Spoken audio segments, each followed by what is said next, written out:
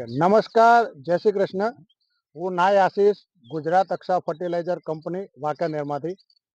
ખેડૂત મિત્રો, કોઈ પણ પાકમાં આપવા અથવા વાપરવા માટેનું ચોખ્ખું ઘી એટલે ગુજરાત અક્ષા કંપનીનું અક્ષા ઝીંક 11 માહિતી આપું એના પહેલા આપણો ફાર્મરનો પરિચય લઈ લઈએ, પછી આપણે વાત કરીએ. તમારો પરિચય આપી દો. મારું નામ પંકજભાઈ પ્રાણલાલ પટેલ, ગામ દાદુસર, તાલુકો જિલ્લો મહેસાણા, ગુજરાત. ઓકે, એક મોબાઈલ નંબર આપી દો. મારો મોબાઈલ નંબર 99 139 83 5 78. ઓકે, હવે ગુજરાત અક્ષા ફર્ટિલાઇઝર કંપનીની કઈ પ્રોડક્ટ તમે વાપરી હતી? ગુજરાત ફર્ટિલાઇઝર કંપનીની અક્ષા 11, અક્ષા ઝીંક 11. અક્ષા ઝીંક 11 ઝીંક મેં વાપરી હતી. કયા કયા પાકમાં વાપર્યું હતું તમે? મેં ઘઉં અને ચણાની અંદર આ ઝીંક વાપરેલું છે. બરાબર. હવે જે ગુજરાત અક્ષાનું ઝીંક 11 તમે વાપર્યું, તો ઘઉંમાં અન્ય ખાતરો કરતા આમાં તમને શું ફેરફાર ને શું સારું લાગ્યું?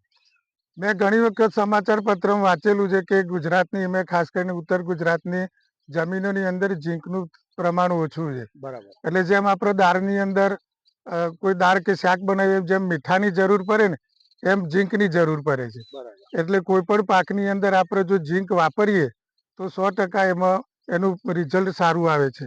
મેં આ અક્ષા 11 વાપર્યું, એનાથી મારા ઘઉંનો વિકાસ થયો, એનો ગ્રોથ વિકાસ સારો થયો, સાથે સાથે ઊંબીનો પણ વિકાસ થયો અને એમાં દાણા પણ સારા ભરાયા છે.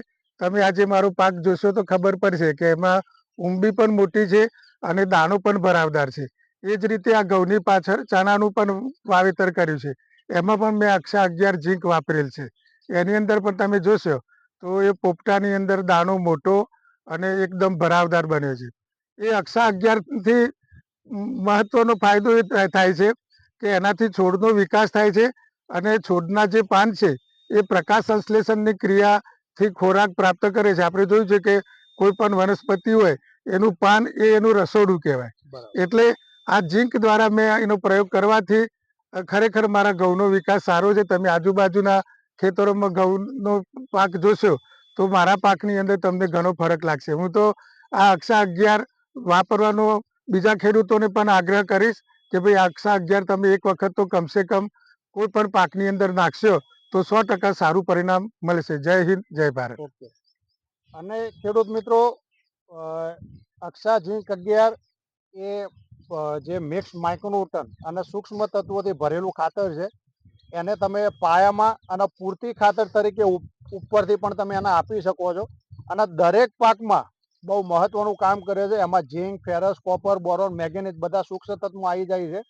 એટલે ફાર્મરની તો વાત તમે સાંભળી, પણ હું પણ ભલામણ કરું છું કે કોઈ પણ નવી સિઝન અથવા કોઈ પણ પાકમાં તમે એના પાયામાં અથવા પૂરતી ખાતર તરીકે તમે અક્ષા ઝીંક 11 વાપરી શકો છો. ધન્યવાદ.